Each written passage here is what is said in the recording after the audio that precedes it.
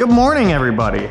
We just went and picked up a fresh bottle of argon. We have a handsome amount of welding to do. I actually have one more piece I have to pull off the Subaru. But with doing all this, we can get pretty much the entire exhaust welded up. We can finish that last piece of intercooler pipe. For our dry sump tank, we have to add one more fitting on there, so that way we can connect the crankcase to the actual dry sump, because we need that to vent. On Sunday, Sundays are like my day to just kind of like do things on the car, or like do whatever I want, like automotive wise, without having to film. So I built the bracket for our catch tank for the dry sump. I might do a little bit more welding on that just to kind of clean up my welds, because I was a little bit low on gas, so I do feel like I kind of rushed it, but that's okay. We can definitely get that sorted. So with doing all this, I would like to try to get all the dry sump lines done in this video as well. I think I'm going to be short on some fittings as well as some line, so we'll get as far as we can. If I can get that done today, which I don't think I'm going to be able to, because I'm pretty sure this welding is going to take up my entire day. It's already 2 o'clock. I had to fix Melanie's car also. Her GTI, the rear brake caliper, seized on her while driving last night, so thankfully we already had some replacement rotors and pads here, so we just had to go to the auto parts store, grab a new caliper for her and get that fixed. But let me tell you, I got my ass handed to me by a freaking Volkswagen's rear brakes. Like it handed me my ass. I got humbled. Take this guy off. All right, there. Okay, come on. There it is. Yeah, so we just got to weld up these two pieces also. So quite a bit of welding ahead of us today, so I think we just jump right into it.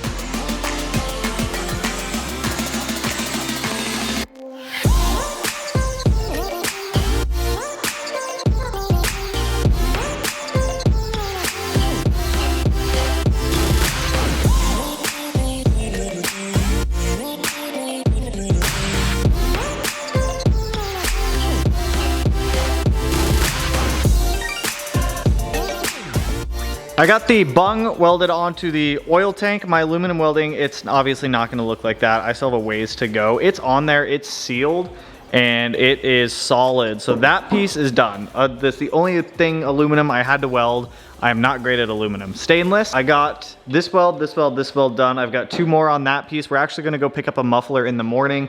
The mid pipe's gonna take me so long to freaking weld, dude. This intercooler pipe is fully welded up as well. So that means we can actually get the oil tank in permanently. We're gonna have to pull out this piece of the dry sump tank, clean out all the nastiness down there. We'll clean out this giant baffle as well. Get all of this situated in here perfectly. Is there a cutout on this? There is. The cutout's got to go on like that. There we go. So we'll get all that cleaned and get everything assembled for the dry sump tank. We can actually start doing all the dry sump lines, which funny enough, I actually have 2 of them done. The one that goes to the catch tank right here, and then the engine breather right here. So both of those will go to the catch tank. And then this fitting here is going to be a return from the oil cooler. And then we just have the feed to do from the bottom of the tank to the dry sump. But we have more welding we got to get through first.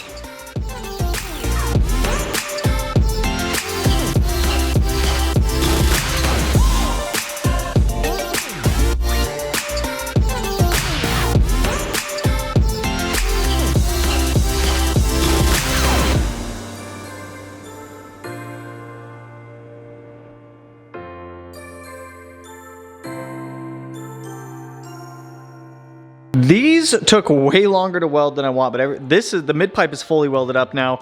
Everything is back purged, so we have no sugaring on the inside. Is this the hot side? No, that's the hot side. So as you guys can see, no sugaring on the inside of the pipe either, which is nice. Some spots came out better than others. I accidentally blew a hole in a couple of spots, which is my fault, but that's just part of learning. So now that we have the mid pipe done and this portion of the axle back done, I would like to go ahead and just wrap up the exhaust. Matt was kind enough to let me buy this Vibrant TPV muffler off of him. So we'll use this on the car. It actually fits up pretty nicely. From what I've seen, these sound pretty good. So we'll have this TPV muffler with the Vibrant resonators. So this car should sound beautiful. This needs to go back into the car. So the easiest way to do that is get this portion on the rear exhaust hanger here. These exhaust hangers are pretty tight. I kind of wish I would have got different ones, but I I guess that just means that our exhaust is not going to fall off. Now, I wanted to get this kind of fully welded up so that way we could make sure if there was any warpage, we could get that kind of a... Damn you. Okay, please do not fall. You're totally gonna fall out. That's fine. Come on, man. Just go in the super tight exhaust hanger. Beautiful to see a fully welded up exhaust on here. That is pretty strong too. Now we need to do the axle back portion to get that in, and then I want to kind of mock up where things need to go. We also got in our new trunk from Sibon. They were nice enough to, they test fitted this one on somebody else's car before sending it up to us, so that was very nice. They do want the old one back, so I'll send the old one back to them, but it was actually really nice that they sent us a replacement. It's again another one of these very tight hangers, which they said I don't think that's a bad thing, but dear Lord. Come on, just go in. Go in.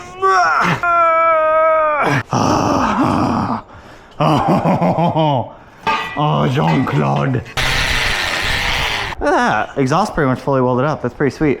So I wanted to grab this muffler and kind of see where we gotta go for angles and everything. Which, dude, it's like almost there. I'm gonna come back to this in a minute. I need a break from welding and fab and everything because I've been welding literally all day today. So we're gonna come back to this. It's actually, it's on the car though, so, you know, step one, get the exhaust we just made on the car. Let's go ahead and swap our trunks and see if this one fits better. I presume it will. Oh God. Oh God, it's got me. Okay, there we go, there we go, there we go. Fuck off, Mr. Long Arm. Okay, I'll set this one right out here for now. I'll probably come bother you again in a minute to help me put the new one on. Custom built one.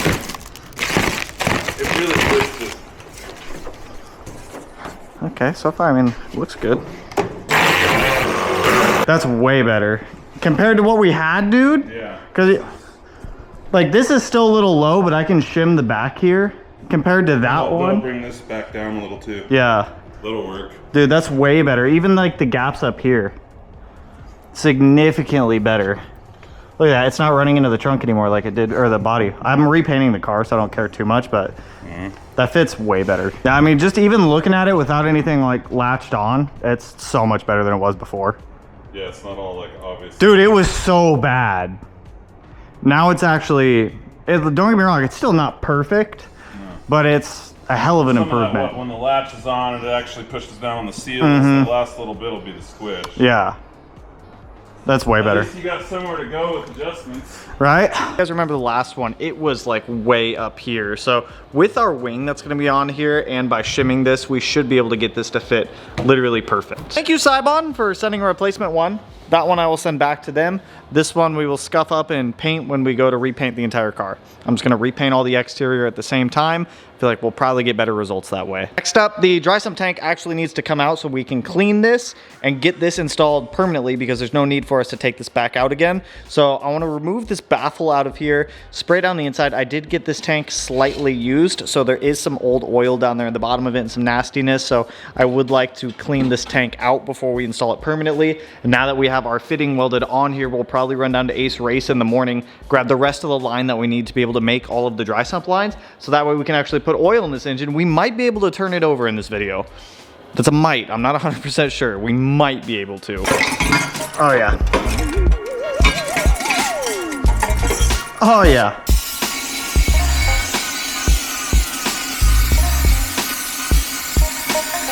There we go. I'm gonna let this kind of sit in here for a minute.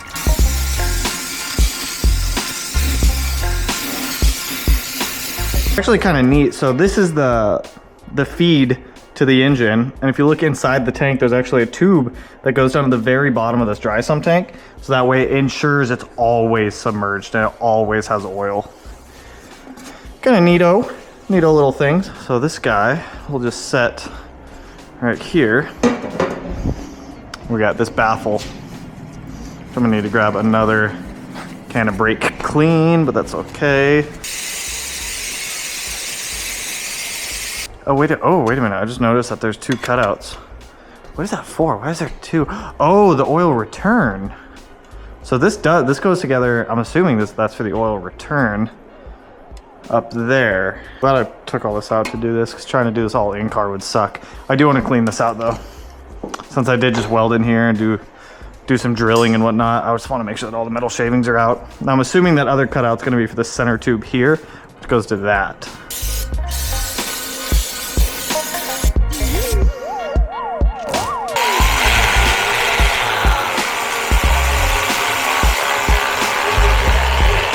So, actually might not be as, that actually was not as bad as I thought it was going to be.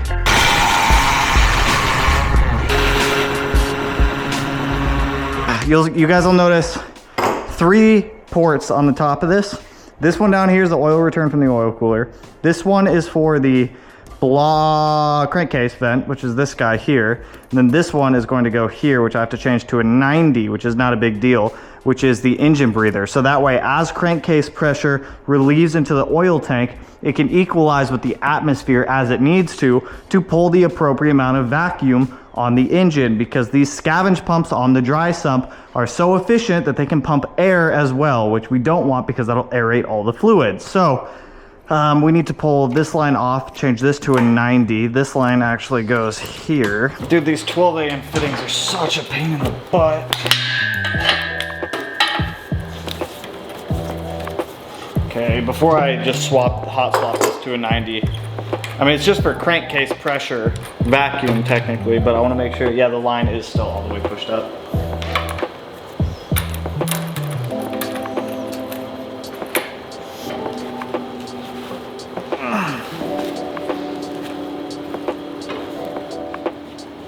There it goes. There we go. So now we've got both of our breather lines. So now the engine will equalize with the oil tank, and then the oil tank will equalize with the atmosphere via this guy up here. That's pretty sweet. I'm gonna put this intercooler pipe back in though, because it looks weirdly naked without it now. Took a break from the dry sump stuff real quick. I started tinkering with the muffler. And what I'm gonna do is come back here. It might be a little difficult for you guys to see, but there's this plate here. I'm gonna cut it out. So that way this muffler can fit up in here, because right now it does not. I don't want to cut it. So I got my safety glasses on. I know some people yell at me for that.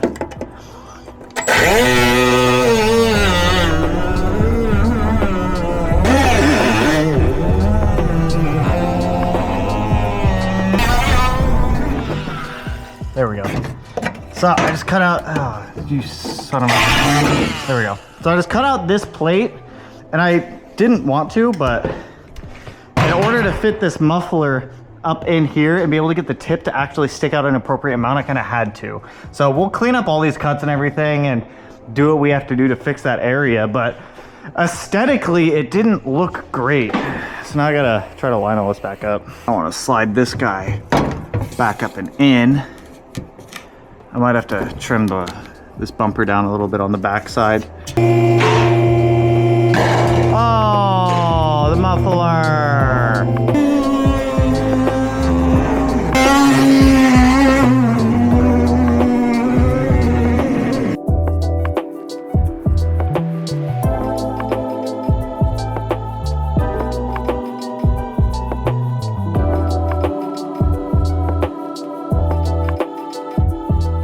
It is the next day. I got very frustrated when doing the exhaust yesterday. I left. I thought that I had it figured out. I blew a fat hole in that piece there.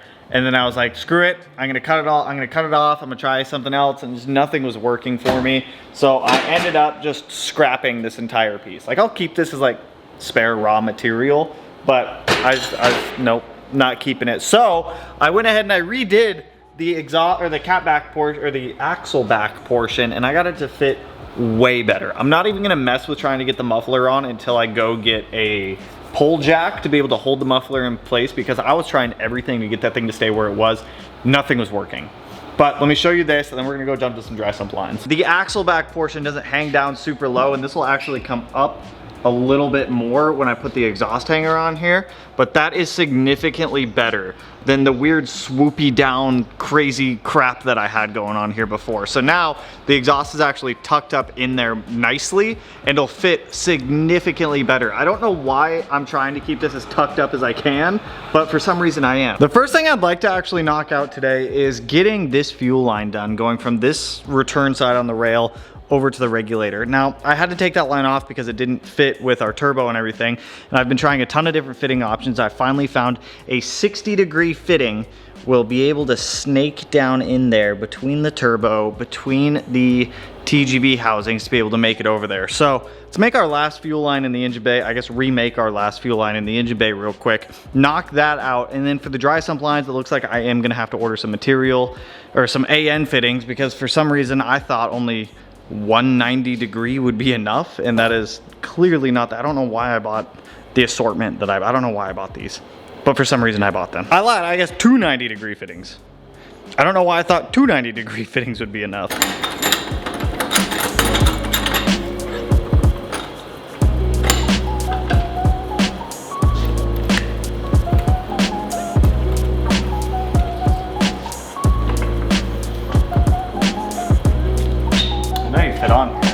I just did it. Don't give me any poop. I should probably try to route this though the way that I want.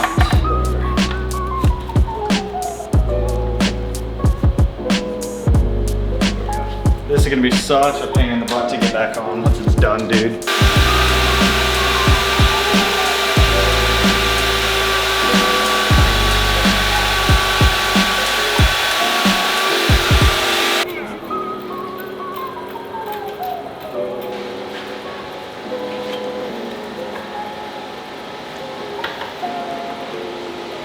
Last fuel line is all done. Routes underneath with the rest of them up to the regulator.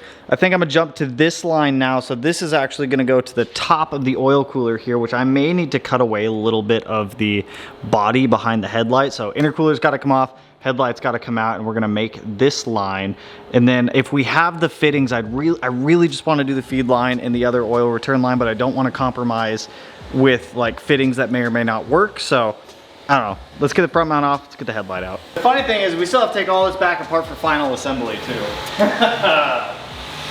What size did I use down here? 12s? I did. Like everything we're doing is still, in my opinion, in the creation phase. You got like the creation phase where you're building everything, trying to figure out how things go, where they route. And with doing a build like this where it's like literally nothing for the most part is plug and play, the creation phase definitely takes the longest. Our goal is to connect this to that, which I've already verified a hose will fit through here, but what I don't think is that it'll clear this portion. So I may need to do a little bit of trimming here. If I do, it's not the end of the world, but let's at least get our fittings on the oil cooler. With the oil cooler, it's obviously a generic set wrap core, but with it being that, the ports on here are not your traditional like ORB style for AN fittings. They're actually M22. So I got some M22s to 12 AN. Yes, I am totally going to have to trim that down.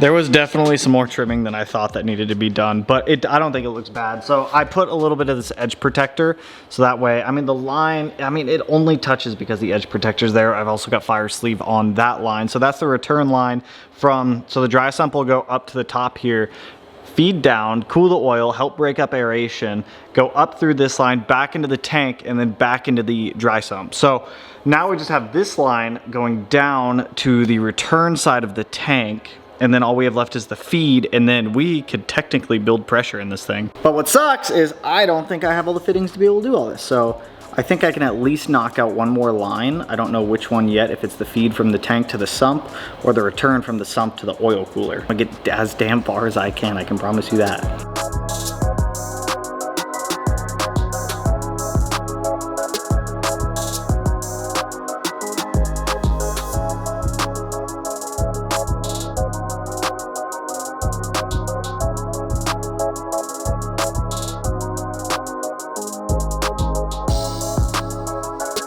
So I made the oil feed line off the dry sump and I hate it. So it comes off like this 130-degree fitting, goes around, wraps up above the manifold, and then goes over to the tank. Like, will it work? Yeah. The reason I did that is so I could secure it to the cylinder head right there. And I don't know if I love it. I don't love it because it puts the oil return fitting, just hoses all stacked up right there. So what I think I'm gonna do, I bought a whole bunch of this. I need to order a couple other small things to make it work. I have a whole bunch of this 3/4 inch stainless steel, which is the ID of a 12 AN line. So what I think I'm gonna do is weld all this up, make a hard line, and then put a 12 AN male flare fitting on this. So that way we kind of have like a hard line that can get past like all the hot stuff and then maybe terminate there and then just have an AN line go from there to the tank. I don't know. What's your guys' thoughts? You guys got any ideas for this? Because, you know, I don't love the idea of AN line right by the exhaust manifold, if we're being completely honest. And as much as I want to keep going on the Subaru right now, I need to wait until I get this stuff in. Otherwise, I'm going to half-ass some of this stuff, and I really don't want to do that. So I need to order some more AN fittings to finish the lines from the oil cooler to the dry sump. And then I think I'll order those 12 AN flare fittings for that 3/4 inch line, and then just maybe put like a 12 AN fitting on the other side, so that way we just have a shorter AN line that's kind of away from the manifold. That's how the OEs do it, and I think that's how we might do it. I would love to just have one singular hard line that goes from the dry sump to the tank, but my issue with that is I can't find a 3/4 inch bellow. And what I mean by that is like these exhaust bellows, I would need one of those for fluid, with the tank being mounted off the car and the engine with the dry sump on it. There's going to be movement that differentiates between the engine and the chassis. It's going to crack, it's going to break the line, then we're going to have oil go everywhere. So if I can have at minimum a hard line come off with an AN line going from that hard line to the tank, that soft line will be able to absorb the movements that it needs to. I know, I just don't love the idea of soft line down here. So with that, that's all I got for you guys on this one. Exhaust pretty much done. Everything's fully welded up. We got the rear section fixed so that way it doesn't hang down as low. I'm gonna order, actually I'll just go to Harbor Freight today and go get a pull jack so that way I can support the muffler to keep the muffler where I need it. And then we can finish this section. I've got all the replacement material here to be able to do that. I might have to go get more gas again because I just keep blowing through gas welding all this stuff up. But we're so close to being able to actually start this thing. The only thing that's really stopping us from starting the car at this point is these dry sump lines. That's really the last thing that is the last thing stopping us from starting the car. So with that, that's all I got for you guys on this one. If you liked the video, if you're hyped with the progress of the 2.5 RS, go ahead and hit that like button, turn it black, blue, green, yellow, purple, silver, cyan, whatever color it turns for you. And if you're not already subscribed to the channel and you want to be, put in one of these corners. No idea which one quite yet, but with that, I will catch you guys in the next one. So peace out, homies.